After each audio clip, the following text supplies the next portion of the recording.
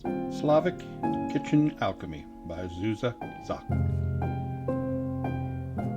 Nourishing herbal remedies, magical recipes, and folk wisdom. Bake some porridge or flatbreads. Prepare a yarrow infusion for your stomach's sake. Dye your pillowcases with chamomile and elder, or gather a wild salad. This book by Slavic cookbook author Zaza Zak collects the natural remedies, recipes, and folk healing tips passed down to her by two Polish grandmothers. This book isn't meant to be followed with religious fervor, she says. It's meant to be an enjoyable way of exploring the old Slavic ways and finding additions to your daily rituals that will benefit your mental and physical health.